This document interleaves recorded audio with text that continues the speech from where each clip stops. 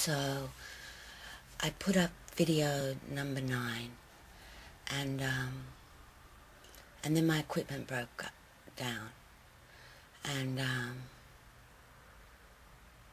nothing is rendering. It's all stalling. I restart and nothing works, and I was thinking about the Wedigo, the American Indian Wedigo. And the Wedigo is, I suppose the Wedigo is sort of like a demonic aspect of the ego, because the Wedigo only wants to believe that they're light and only wants to see its own perfections, a little bit like my perpetrators. And it can't stand to examine itself or see the darkness. And so when you start examining the darkness, which is what I'm doing in my videos, the Wedigo spins out and tries to stop the process. Well, that's sort of how I see what's happening with my equipment. It's like a type of virtual Wedigo.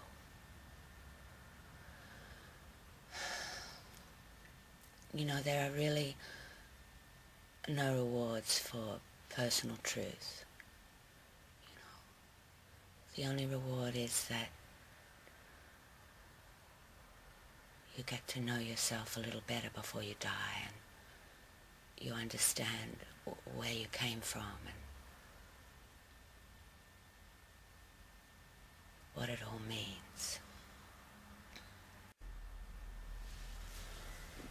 Anyway, my friend Jeffrey, he said that, the same thing happens to him whenever he's like intensely wanting to finish a music project, and he's intensely focused and has something really important to say or to express, then the equipment buggers up. So he subscribes to the Wedigo idea. That's part of the reason why I put my ideas out there, because I'm so isolated, and it's not like I feel like I'm an expert on anything. I'm in a total state of discovery, but I have the right to find out the truth about my life. I have the right to use my God-given voice that I have spent decades finding and refining, and if you consider that all of those years I was programmed, so I was being handled, so I was under an enormous external pressure that I was fighting the whole time. The fact that I have been so prolific is a major, major achievement. If I never create anything again, I'm proud of the fact that I kept producing, even when the whole environment around me was mocking me and sabotaging my efforts. The thing is that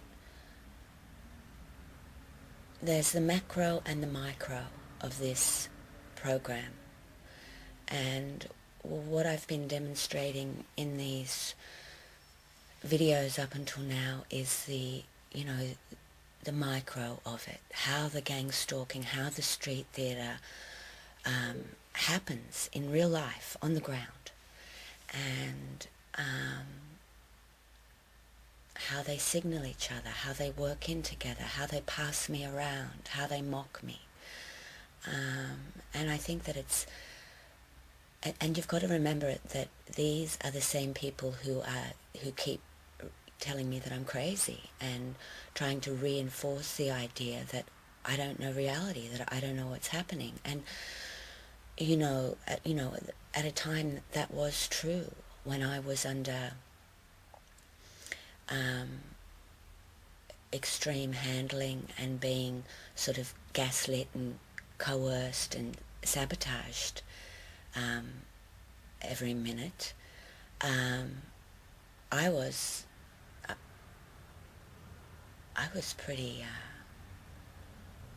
disassociated, but that's normal. Like, if somebody was doing that to you, you'd be crazy, you'd look crazy as well. The person who looks crazy is not necessarily the crazy person in the room. They're the ones that are acting out the shadow, and the more shadow that there is in the room, the crazier that person's going to look. So looking back on my video is really hard, man, because I look nuts. I'm on a total Wizard of Oz dreaming. I think Bob's come to Sydney and this is the beginning of a new chapter, and I'm going to be free out of this jail. But Bob's one of the controllers. He didn't come to free me. He came to reinforce that I'm a slave and I'm a prisoner and there's no getting out for me.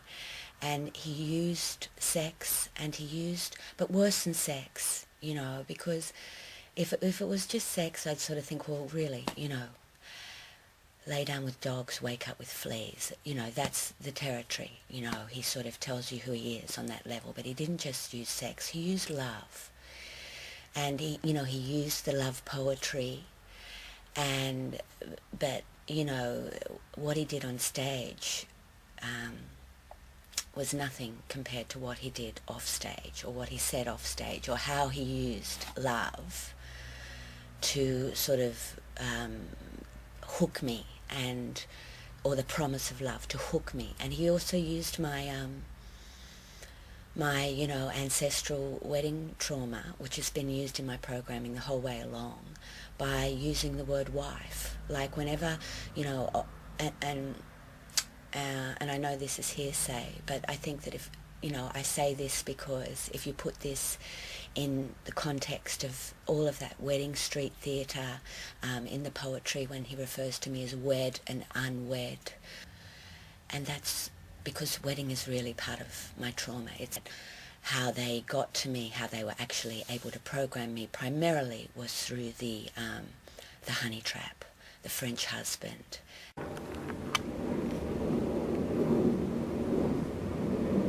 That's the phone number of me when I was being programmed by my ex-husband, 660-6669. That's a coincidence, isn't it? Here's a letter I wrote back to Jeannie, my fake imaginary sister in, where are you? Venice? Rome? Did you say goodbye to her? Will you see her in Paris? I don't know if she's still in Paris. And I rang Nora, but she's gone too. How about your daughter? Have you seen her? How is your relationship? I don't think I heard back after this one. Oh, but this is interesting. I'm not well though. I have a virus in my body that attacks me periodically. I'm going to hospital in a couple of weeks so they can stick a camera into my tummy and take some tests to see what the problem is.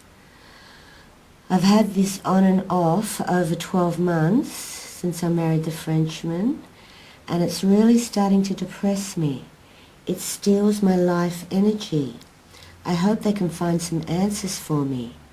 I'm off to see some Eastern therapist as well, and get a dose of Chinese herbs I date this damn thing back to Bali, which was on my way back from the marriage, but it's yet to be pinpointed. Patrick is great, very popular boy. All my gay friends are after his body. It's terrible being in love with such a good-looking bloke who steals all my limelight. He seems to be happy in Australia, although nothing definite is happening for him in the business department. Things are moving. 666. Poor Wednesday.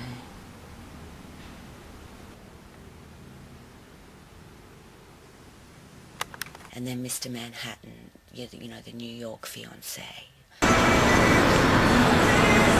That's great. This is like reality television. Oh, just what the world needs. Come on, Moon. That I write about in 21st Century Showgirl. And then there's been a couple of handlers that have come along since, and they've also used the wife, the wedding, and love, and, you know, the promise of love, the promise of being loved. Because, of course, if you're a slave,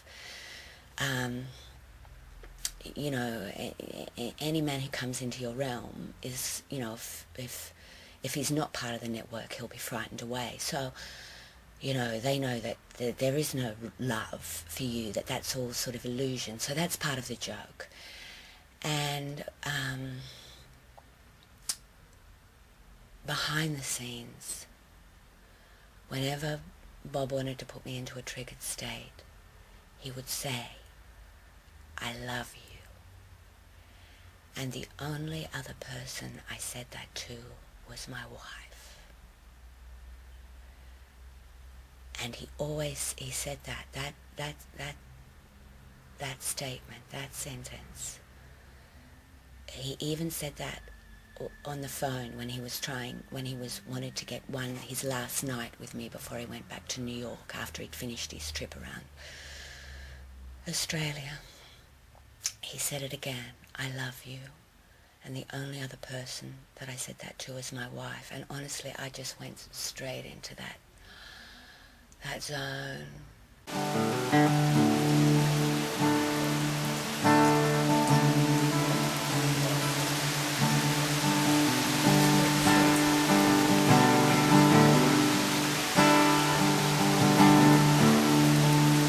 There's been a change in the weather. My how the seasons have changed. Things don't seem the same.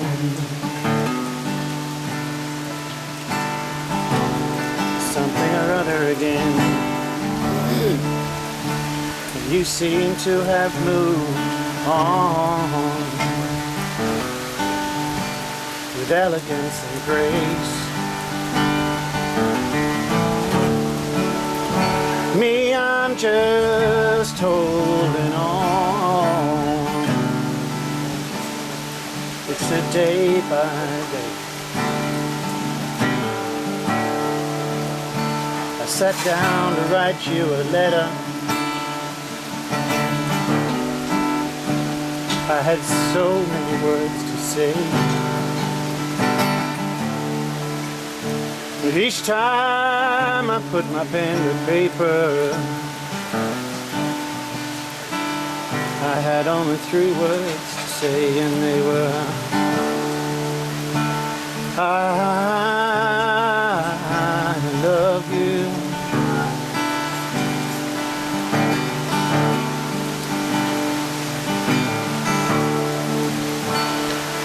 I love you.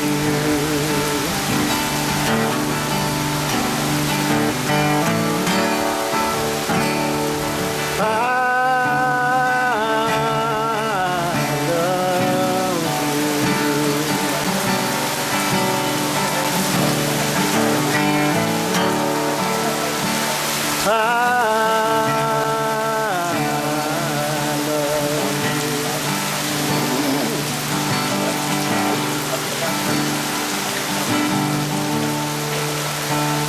hear you got a new fella. You got new games to play. Please don't tell me how it's going on. I don't want to hear what you've got to say. I sat down to write you a letter. I had so many words to say, but each time I put my pen to paper, I could find only 3 words and they were I. But, you know, the other part of me also knew that I had been abused and, you know, was holding on not to forget it, not to forget it. And I actually didn't let him stay that night. I told him to stay in a hotel. So I was good. I stood up for myself, you know.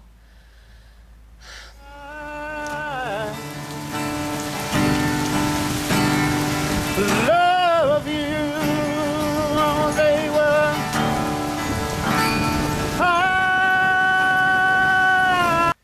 Every time he said wife, I would go into this somewhere over the rainbow space. And Is it recording? Where is my son? I'm just looking. My son? Where's my son? He died, Errol.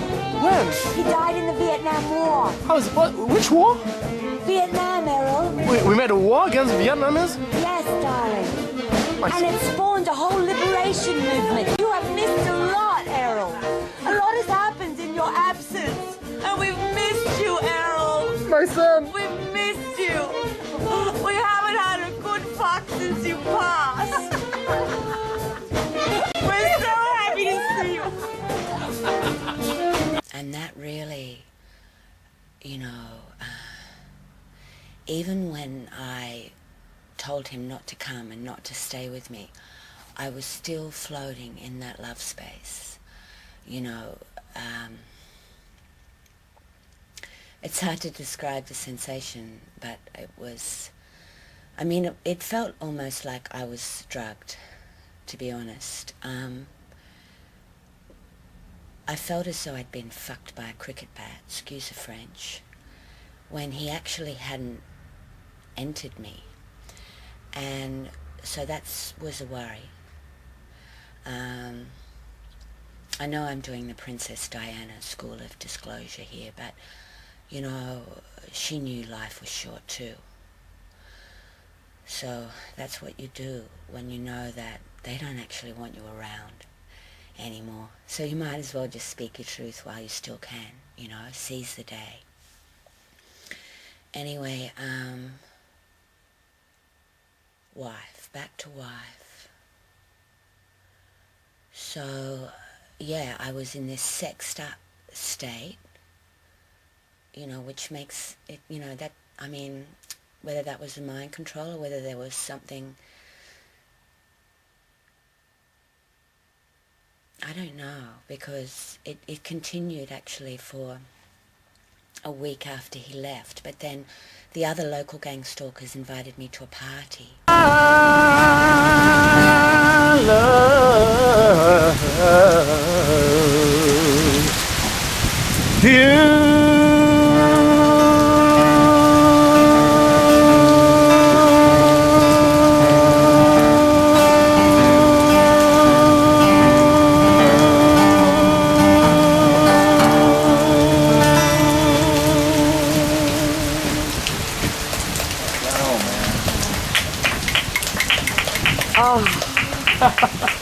Still can't remember the words, man. There's a whole verse in there I can't remember. And, you know, I remained like that, you know, for a few weeks after, actually. And the gaslighting and street theatre setups kept coming. Next visit of ours on the tree. Oh, I know, I've been... And then... you know, but I was on another level fighting to get out of it. And then this one morning, I woke up and And I had that, you know, I had his voice in my head saying, I love you, and the only one I've ever said that to is my wife. And then I remembered, his wife is dead.